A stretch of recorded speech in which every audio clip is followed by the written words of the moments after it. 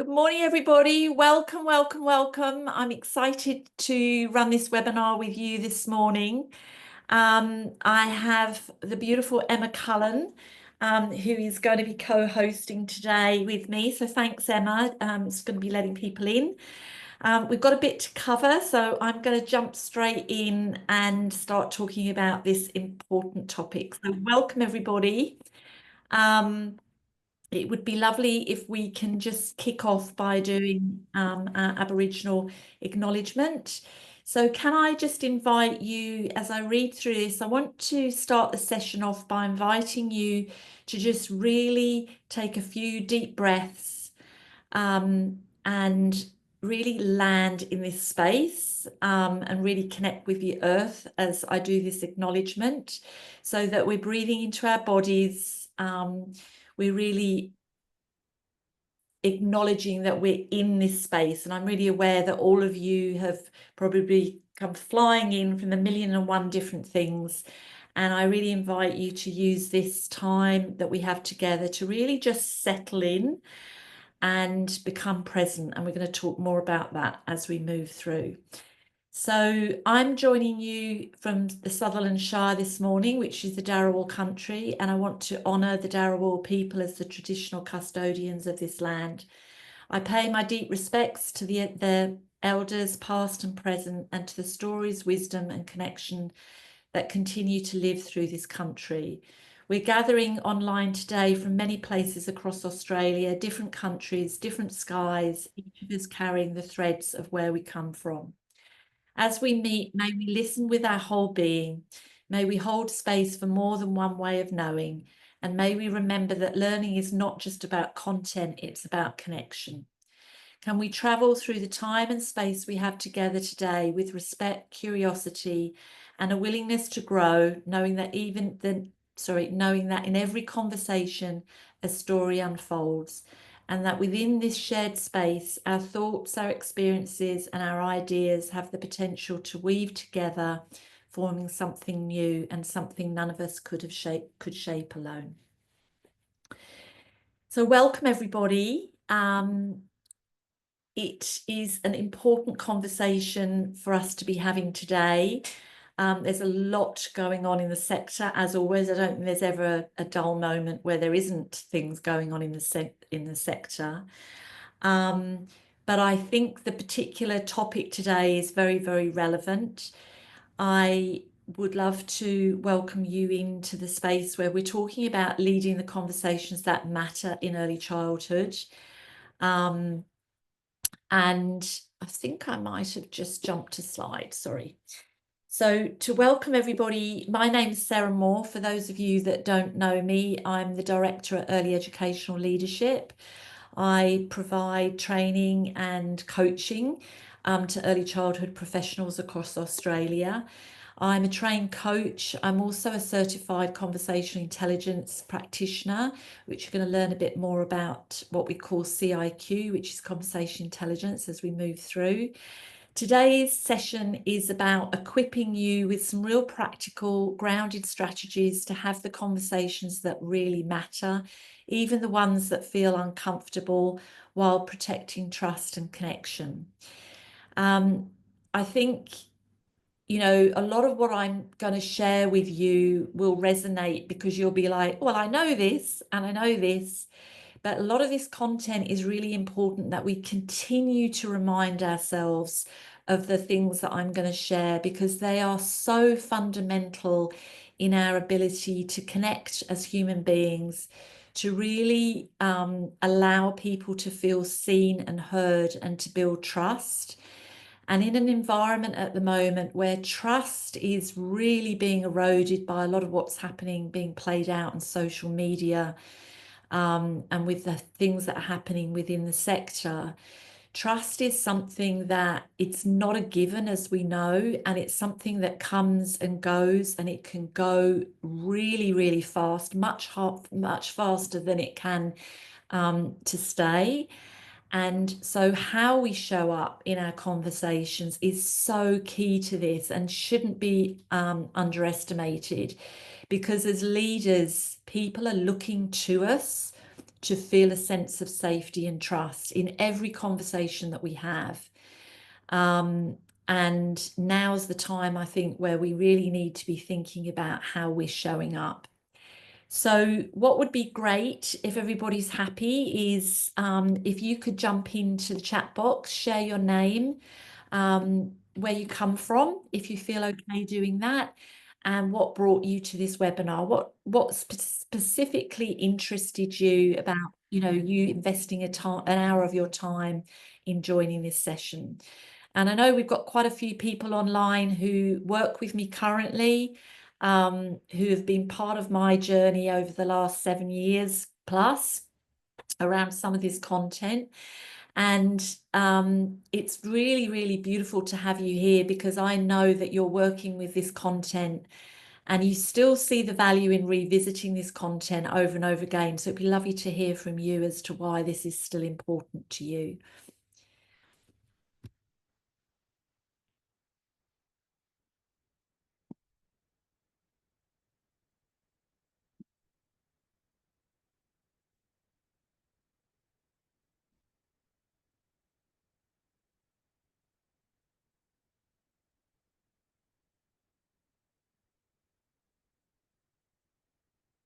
Hi, Fiona. I didn't see you online. Lovely to see you. It's a refresher for Fiona, and to embed her learning. I'm not sure I think you're off today. That's why your camera's maybe not on. I could be wrong.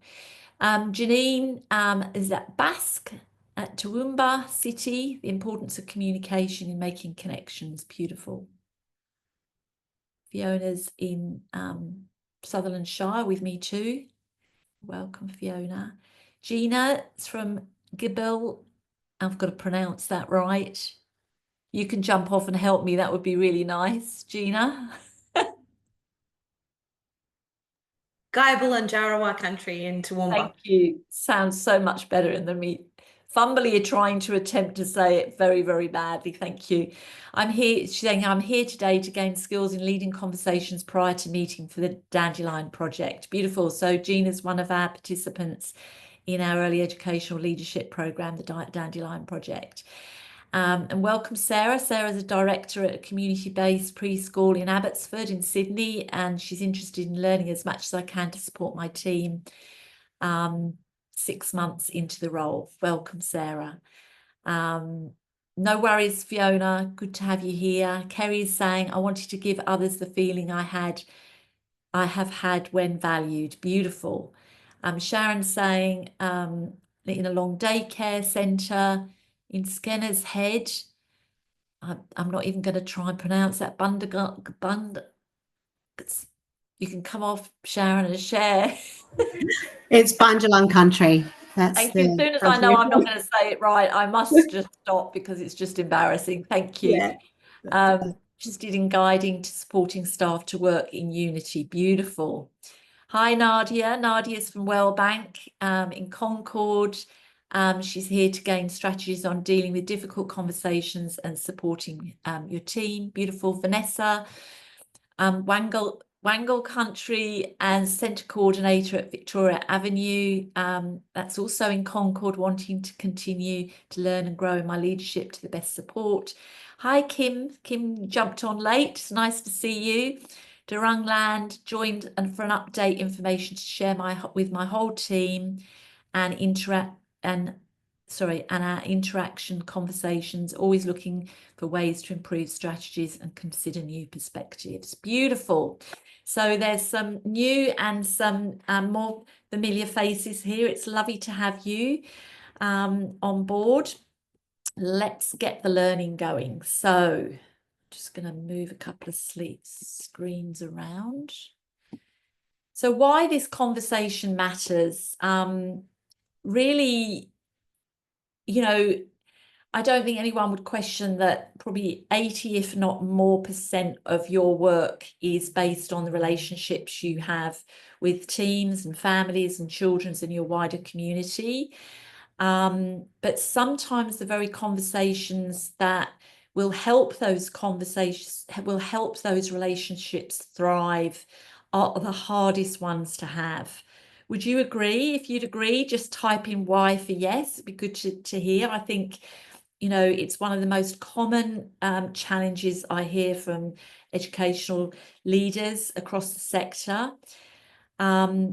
And I believe that leaders sit at an intersection of care and accountability. It's one of the things that many leaders really struggle with around, so how do we maintain a sense of being caring and considerate for the very people, some of the people that we've had relationships with for a very long time, some not, but we're very deeply connected with how much we care about them.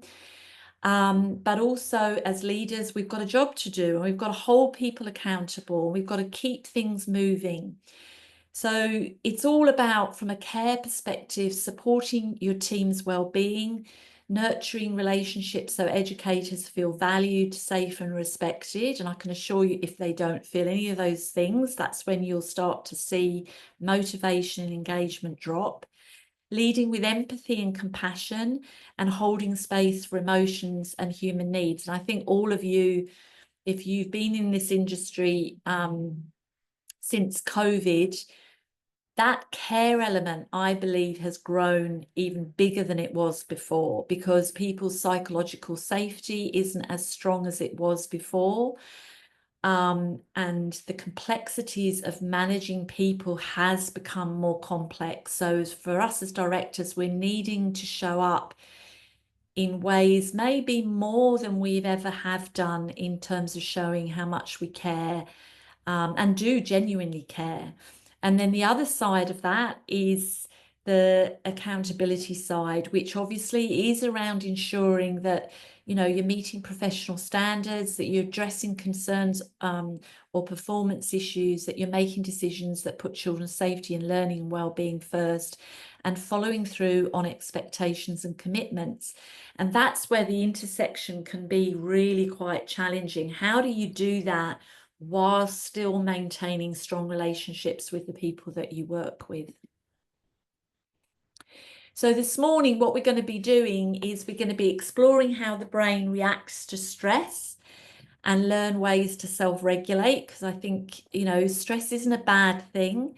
It's part of all of our lives, but if we're not aware of the negative impact of stress, we can carry a lot of the stress and not actually understand how it impacts our communication and our performance as leaders.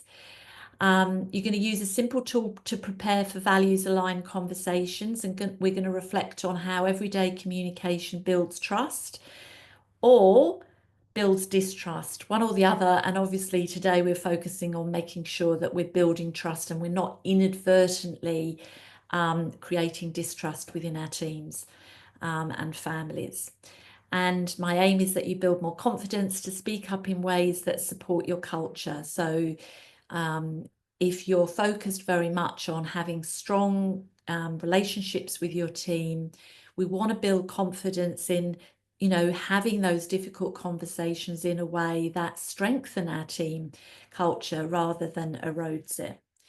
So you're going to walk away with a clear understanding of why some conversations can feel so uncomfortable and what happens in your brain and body when that happens. A simple reflection tool you can use to prepare for any professional conversation. And as I say, hopefully more self-confidence around how you have those conversations. So I believe that many, well, I know that many early childhood services actually invest a lot of time and money in looking at self-regulation from a child's perspective and helping children self-regulate.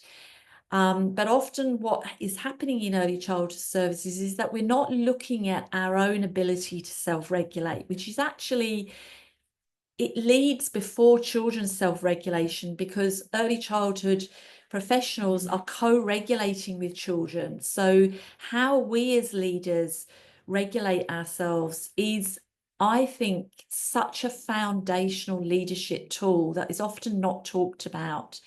So how we show up matters just as much as what and how we say things. Neuroscience tells us that our emotional state influences the neurochemical climate of any interaction. When we're stressed, our body produces cortisol, which can trigger defensiveness in both ourselves and in other people. But when we're self-regulated, we activate oxytocin, a connection chemical that helps people feel safer, more open and collaborative. So your presence as a leader is contagious. So if you're stressed, it's more than likely your team is stressed too. If you're grounded, steady and open, you're going to help co-regulate with other people. So if we're thinking about how we're going to lead conversations, whether they be difficult ones or whether they be regular conversations, thinking about how we show up is a really important one, because even if we're talking about regular things that aren't necessarily difficult, if we're delivering those in a way where we're stressed, we're going to create and generate a level of distrust in those people around us by our mere presence. And self-regulation is something that is so easy for us to do, but it's something, like many things, it can be one of the hardest things for us to remember in the moment. So before we dive into tools, I just want us to remind ourselves of what breathing properly actually feels like, because often when we're caught up in our mind, we're not thinking about how we're feeling. In fact, it's actually quite difficult for us to be in our mind, think, and actually feel at the same time. And when we're in a place of actually feeling what we're thinking, we're bringing presence to the moment. And presence is something that when we're calm and we're present, that's what other people are feeling from us. So rather than talk about it from an intellectual perspective, I think it's really important that we think about it really from our own body and what it actually feels like. So I invite you to sit back in your chairs, uncross your legs if your legs are crossed, and open up your chest. And let's begin with a four count breath practice. So let's just give this a go all together. Let's close our eyes if you feel comfortable doing that, and turn your attention inwards. Just give yourself permission to be here. You might have lots of background noise happening, and I just invite you to reflect inwards, not changing anything, just noticing what you're noticing. Now we're going to breathe. We're going to move into a conscious breathing rhythm, a nasal breathing which is steady and rhythmic. Breathing in through your nose, the count of 1, 2, 3, 4. Breathing out, the count of 4, 3, 2, 1. Drawing in the breath in the count of 1, 2, 3, 4. And breathing out, 4, 3, 2, 1. And if your mind wanders, gently come back to your breath. It's a practice of keep coming back again and again to your breath when your mind wanders. Notice any shifts in how you feel physically, mentally, or emotionally. And I invite you just to do a couple more rounds of breathing in. 1, 2, 3, 4.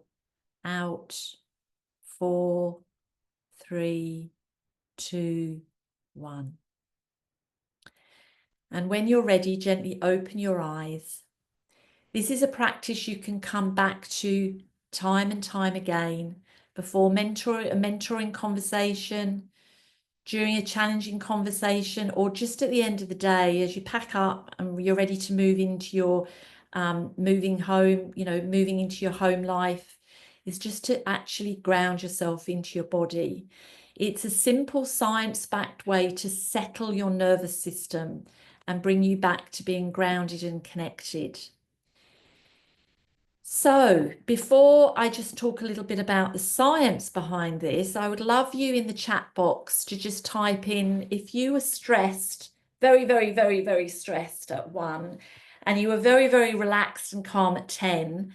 What was the number before you did that breathwork activity, and what's the number now? So you might have joined at maybe a 3 or 4, and then you now feeling maybe a 7 or 8.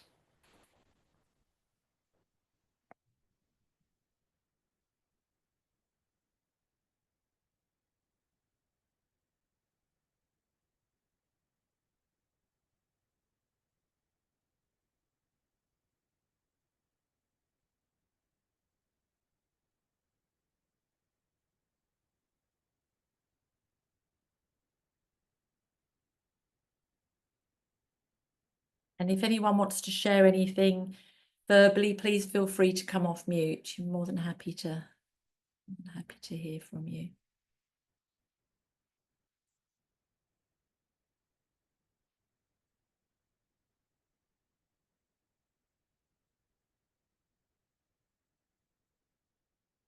We've got a 7 and 9, was a 9, now feeling a 7, 5, busy morning, 8, love breathing deep, beautiful. Started at 6, currently at an 8, beautiful. Keep them coming. 7 and now a 9, might need a nap now. I know it's good, isn't it, Gina? Was around 4, probably a 3 now. Lovely, Sarah, you were pretty grounded. Awesome. So you can see in an exercise that we've done in less than 2 minutes, we've created quite a big shift for some of you. And even just one number, a shift, is a noticeable number. And what's really interesting with this, with the brain science behind this, and the information that, you know, we often forget about how important the breath, the proper breath is it calms the brain down.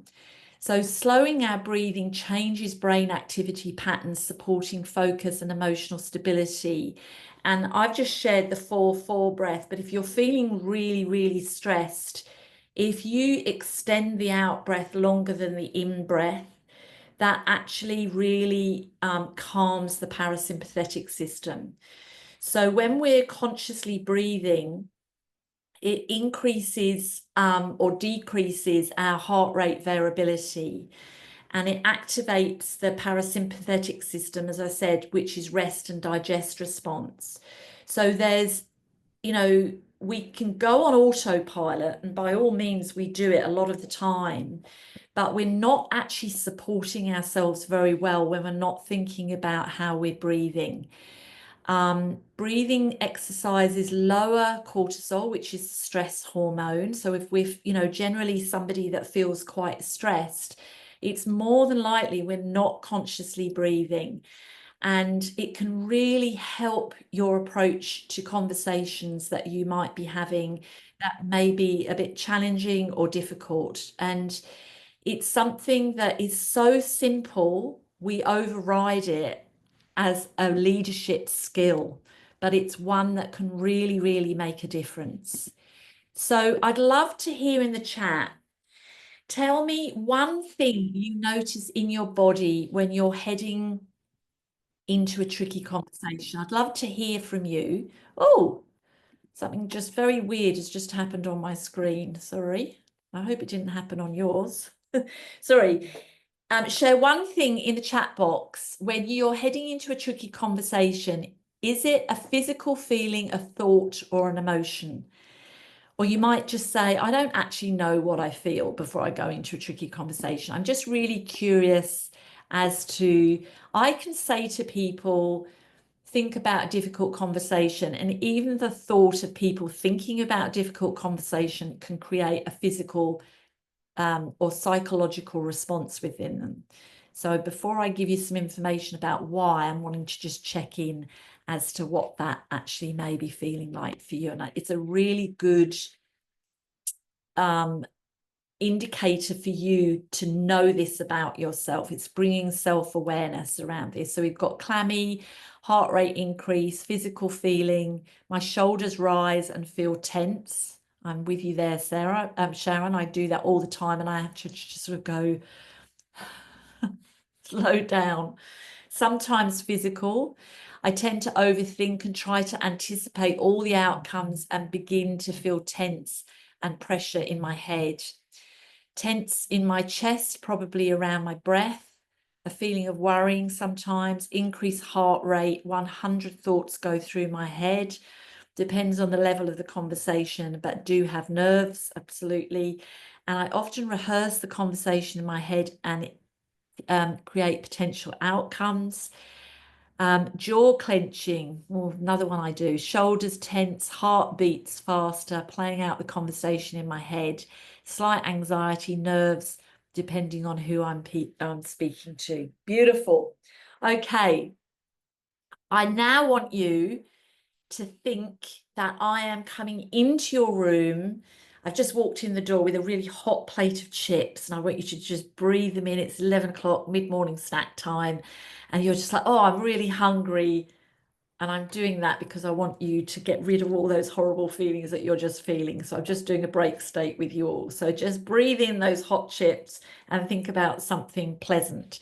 And the reason why I'm doing that with you is that without you breaking state, you will be feeling a sense of distrust neurologically in your brain. So this slide is a really great slide at telling us what's going on in our brains, not even when we're having a difficult conversation, but when we're even thinking about having a conversation. We move into a place in our brain where we move into distrust. And what happens with that, and why our brains start moving really fast, and why we suddenly start feeling sort of emotional, a raised level of emotions, is because our prefrontal cortex and neocortex literally start to move offline, and our limbic and our primitive brain start to run the show. And that's where we get a release of cortisol that goes into our bloodstream, and it basically spews out of our brain, goes into our bloodstream, and moves us into a place of distrust where we become very, very eye focused.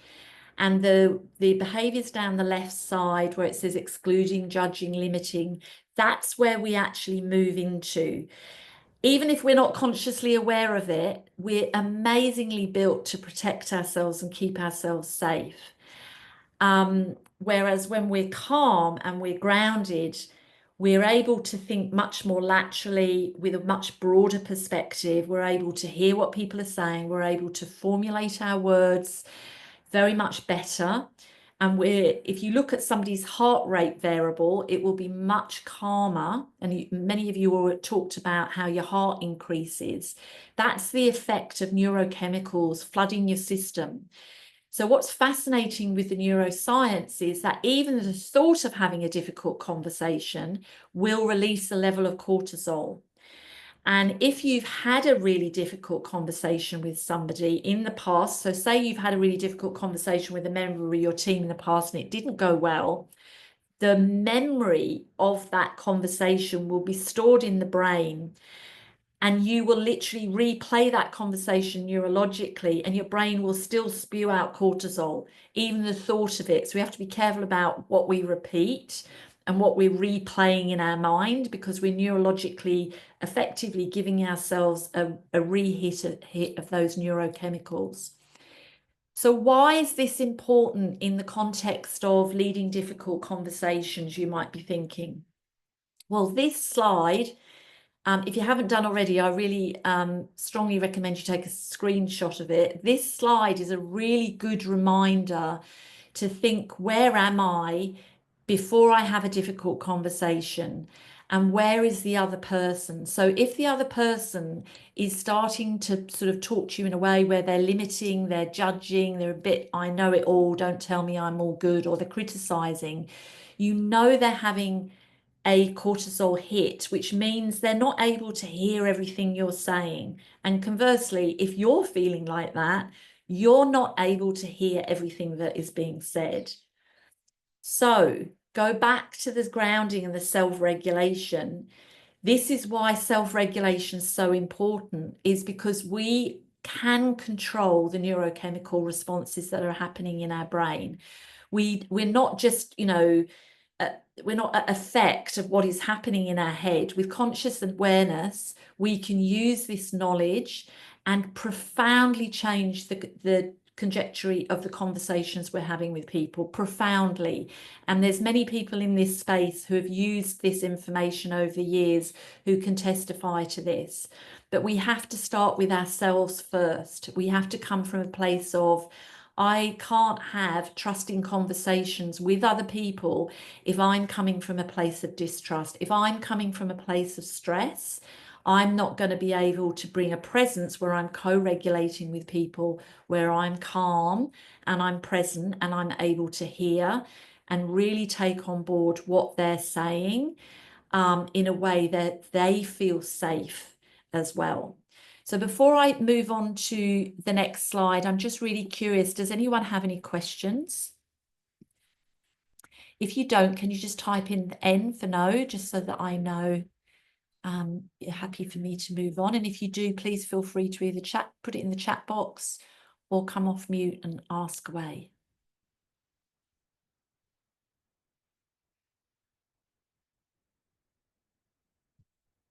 Looks like we're all good.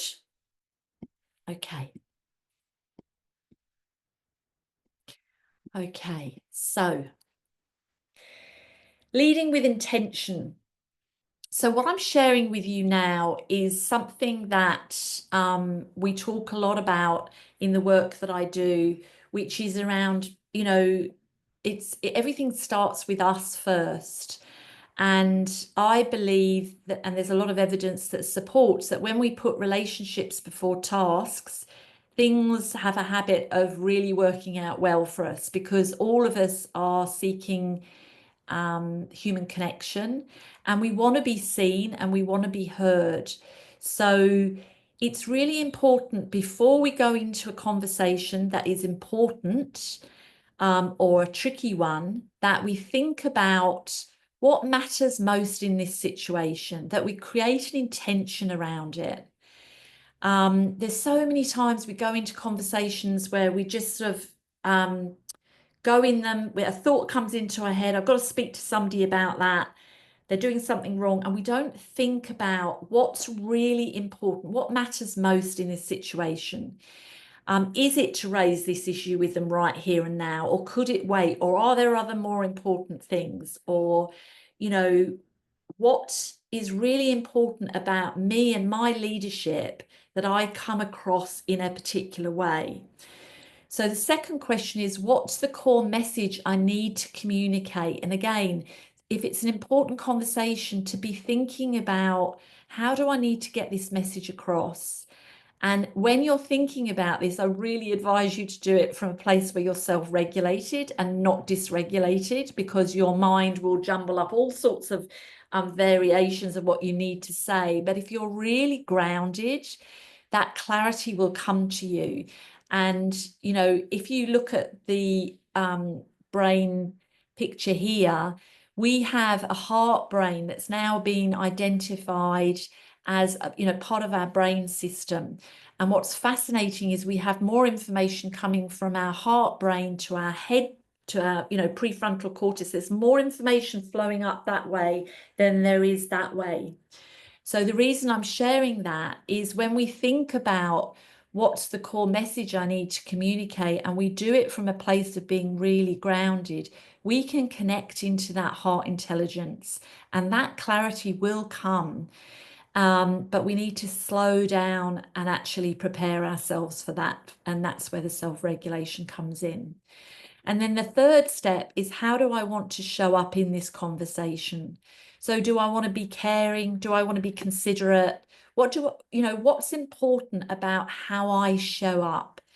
And I'm doing a lot more work at the moment about our presence, and thinking about how we can use our presence as leaders. And I think it's really important that we think, what's the situation need of me now? As a leader, what am I required to be showing up like? Do I need to be firm and a bit directional? Or do I need to really be empathic, caring, and, you know, considerate? And you might want to be all of those things all together. The key here is us thinking about this prior to going into the conversation. And from a neuroscience perspective, what you're actually doing is you're priming the brain. So it is coming from a place of self-trust. So you actually know how you want this conversation to go. And this significantly increases the likelihood of that conversation going in a favorable way versus one that may not be so successful. And you can wing it by all means, and we do a lot of the time.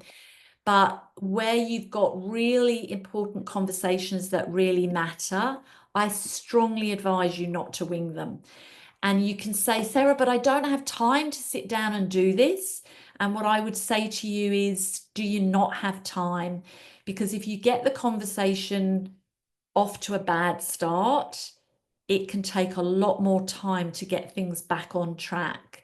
So, you know, this can take 5-10 minutes, if not less. The more you do this, the more quick you get at doing this on autopilot in terms of, right, I need to think about this. I need to think about the core messaging.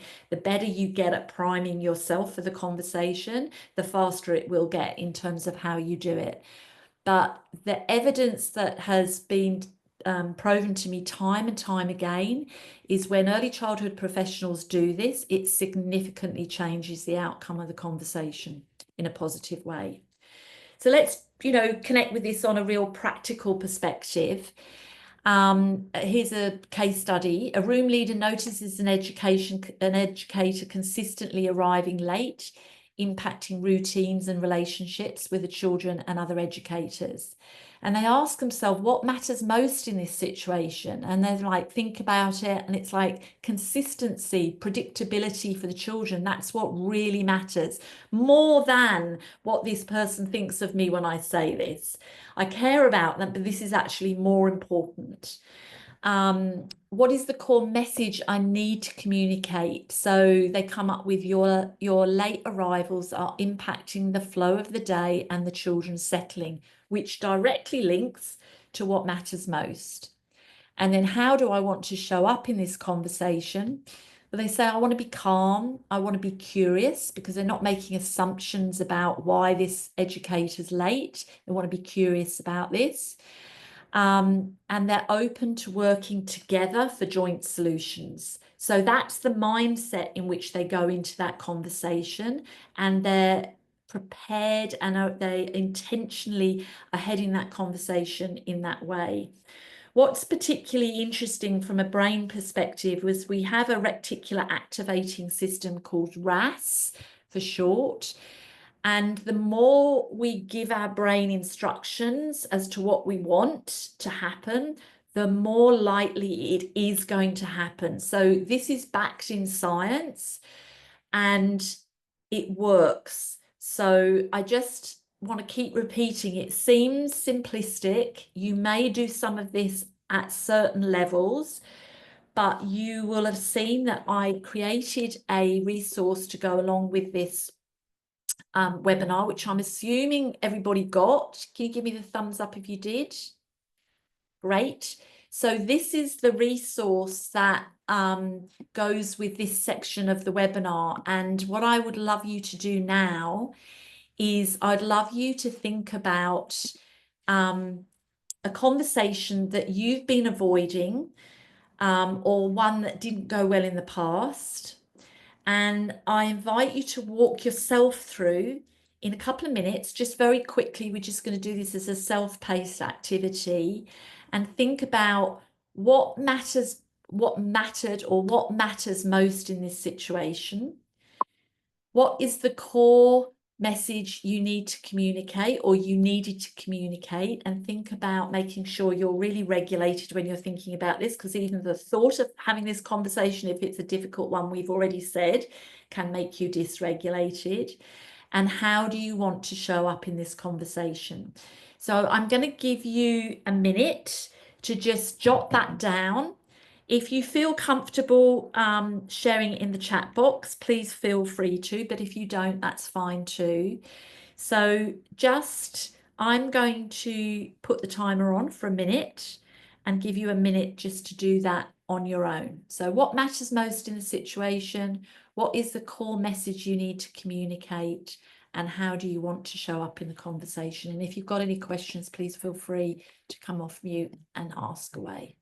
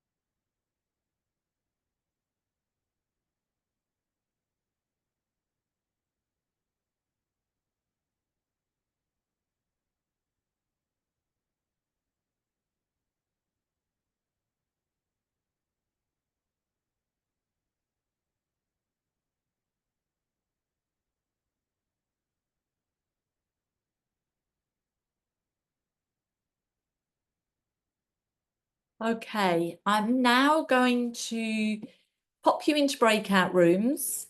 There's going to be 2 of you in each breakout room. And I'm going to just ask you to explore which question felt the easiest, which was harder, and what's one shift you could make next time you have a difficult conversation from what you've learned this morning. So I'm going to give you 3 minutes. So you've got basically a minute to introduce yourselves to each other, and then you've got a minute each to go through the questions. So it's just basically which question felt easier out of all of those, which was harder, and what's one shift you can make next time. And can I just invite you, as I pop you into the breakout rooms, to really be aware of self-regulating yourself, because it's very easy. I'm popping you into a room where you might not know the person, and straight away we become dysregulated. So it's a really good opportunity to just practice what we're learning straight off the bat. All good? So I'm going to create the rooms and we'll be back in 3 minutes once everybody's gone.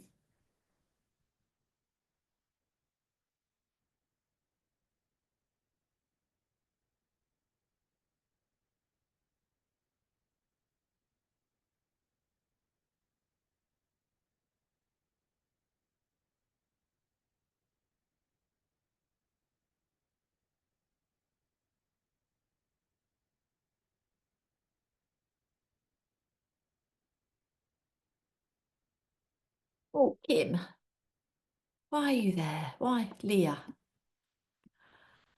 Leah, where are you supposed to be?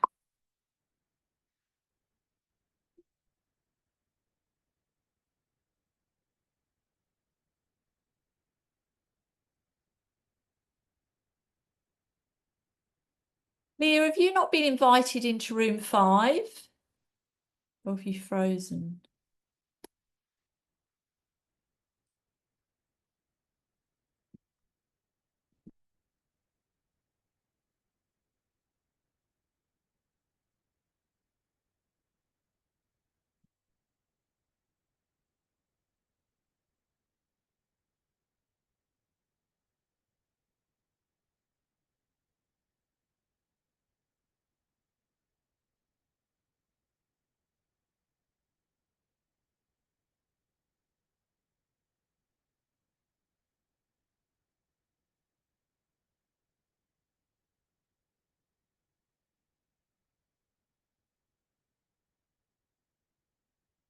Hello, Leah. Hello, Fiona. Hey, Sarah, I'm so sorry. I'm just driving. That's all right. I don't. You're on hands-free. You're on hands-free, but I just did join the breakout room, so I might take myself off. All right, lovely. All right. I'll catch up with you soon. See ya. I'll stay care. online so I can listen to what's Oh, you're said, good. but I just Okay. won't join a group. Sorry. Yeah. No, that's okay.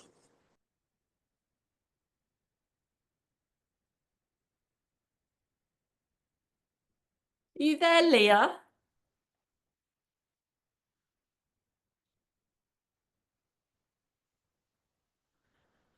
Don't know whether you're there or not.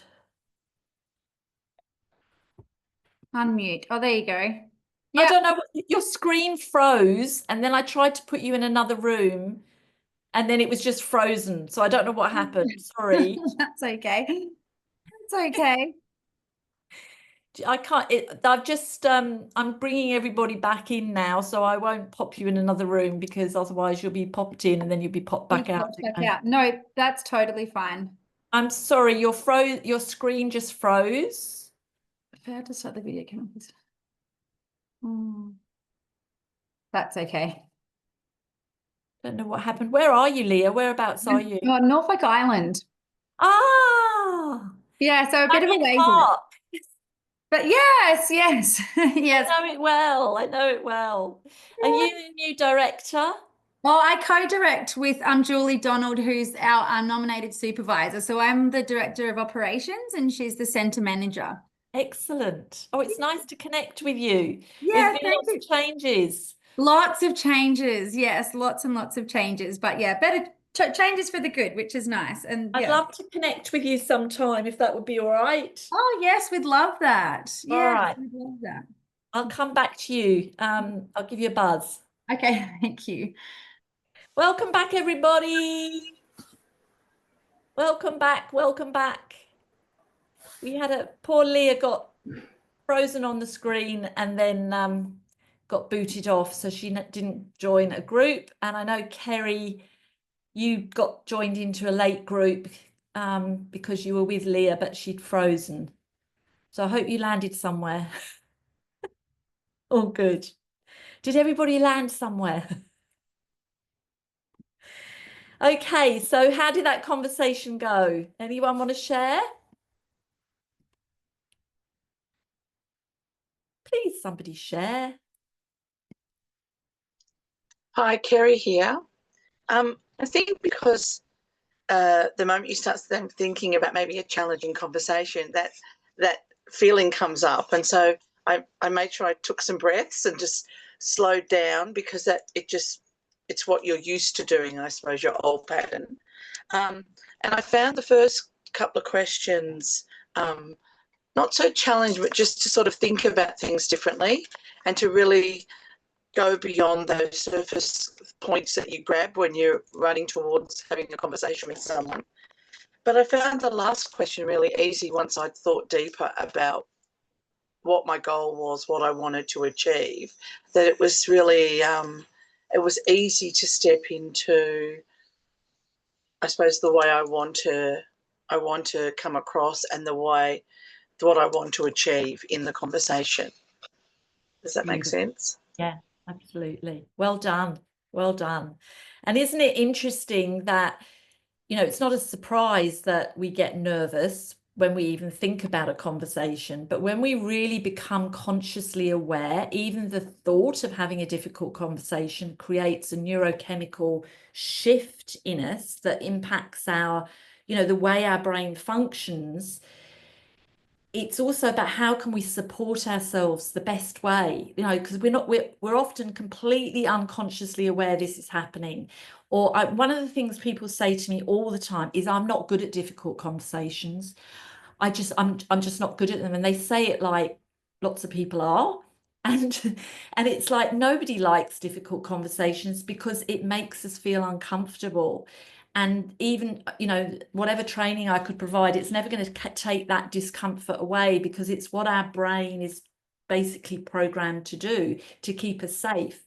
So it's about how we can work with that as leaders so that we can lead these conversations in a really powerful way with really good grounded presence. Is anyone else?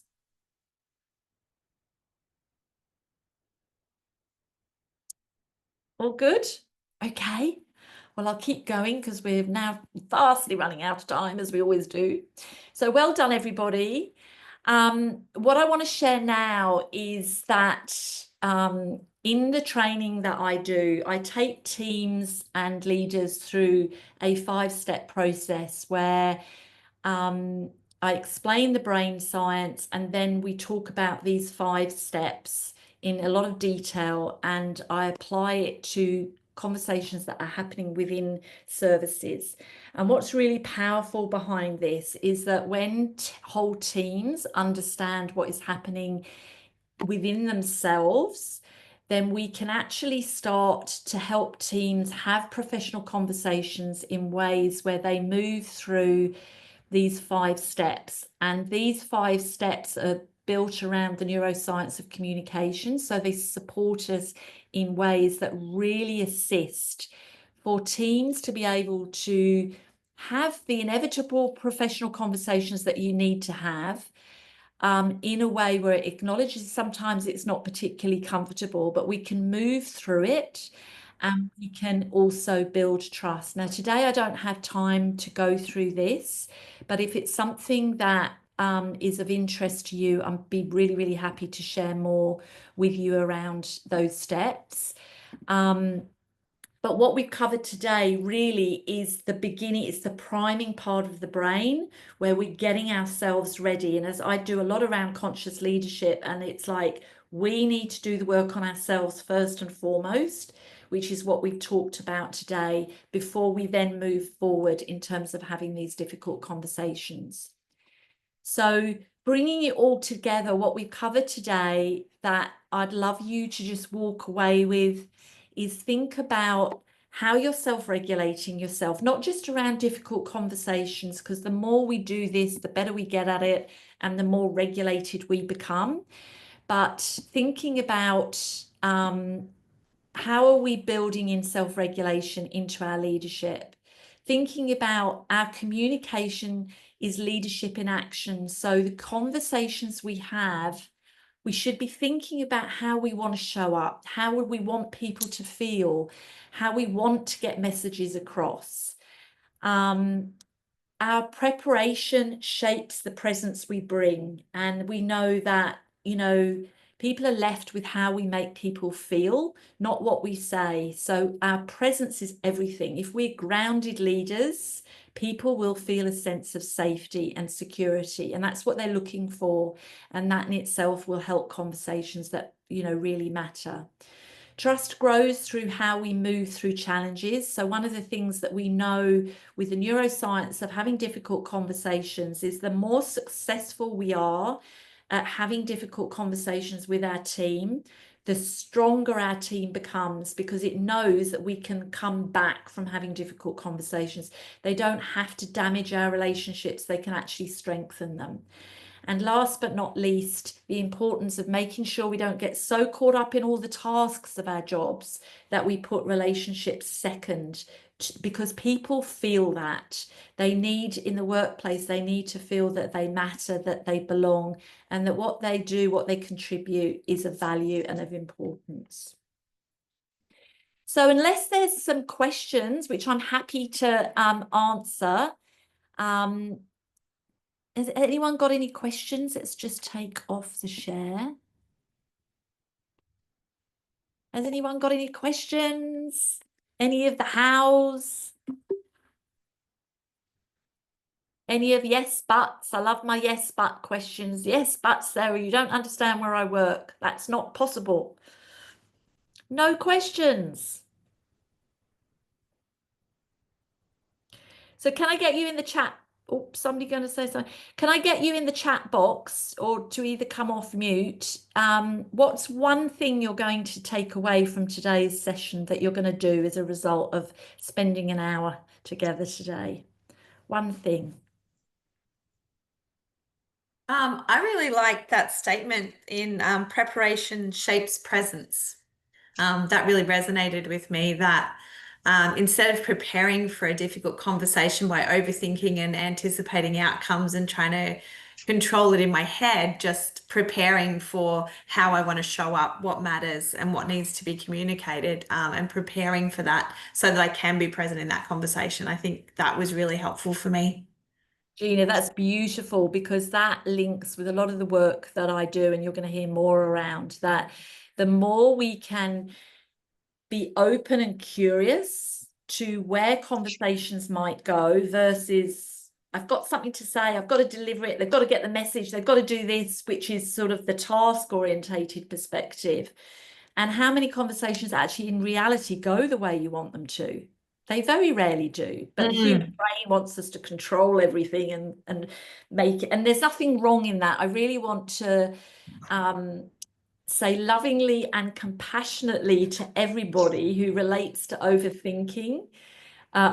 We all do it because that's how our brain keeps us safe, or tries to keep us safe. So it's, I sort of think of that as my monkey mind, and it's like, calm down, you need to calm down now, I've got this. So it's a lovely share, Gina, thank you. Not a problem. So Janine said, be aware of how I'm showing up. Beautiful, beautiful. Kerry here.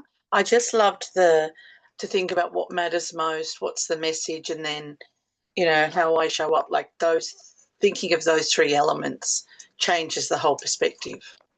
Excellent. Thanks, Kerry. That's beautiful.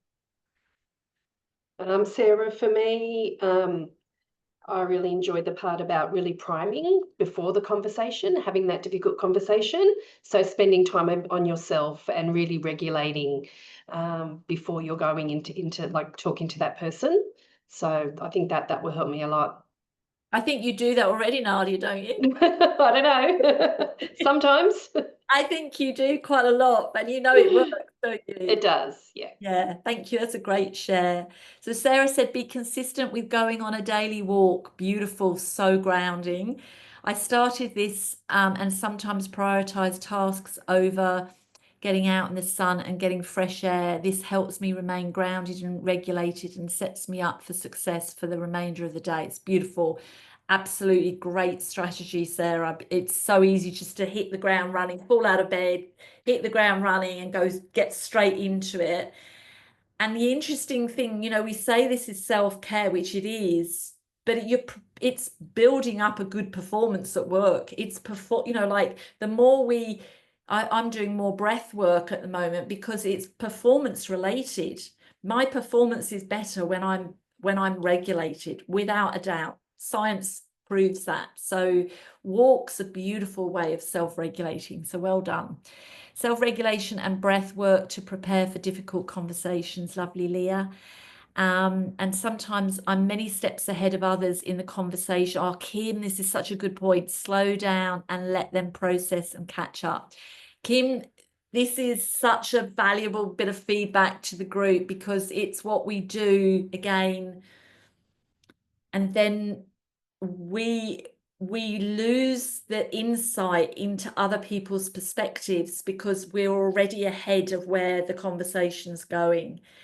And I think we underestimate the impact that has in people feeling heard, because from a neurological point of view, if I'm listening to you, but I'm mentally thinking, you know, ahead of where the conversation's going, I'm not giving you that feeling that you're actually hearing what I'm saying. And in 0.03 seconds, our brain is registering, do I feel safe with you or not? And if I feel you're distracted or you've gone off somewhere or you're having your own conversation in your own head, it's the fastest way of people disconnecting with us. Vanessa said being regulated before, during and after the conversation. Beautiful. And Donna said, apologies, Sarah, I have a meeting with parents, so we'll need to leave. Many thanks for the valuable tips today. Always a fan of your work. Beautiful. Thank you, Donna. Okay, everyone. Well, I will love you and leave you. If you want any more information from me, I run, as I said, I run a number of different trainings around communication for teams. I'd be happy to have a chat with you to see if this is something that would align. I run a whole day, not a whole day, I run a 90-minute Mastering Difficult Conversations for Teams, as well as a team communication agreement training, all based in conversation intelligence, which I know from the work that I do, you know, creates some really, really good outcomes for teams. So if that's of interest, just reach out and let's have a chat. You can find all my details online. So thank you so much for your time today. It's lovely reconnecting with some familiar faces, and it's lovely meeting some new faces. I will hopefully see or speak to you again very soon. Take care, everyone. Bye. Thank you.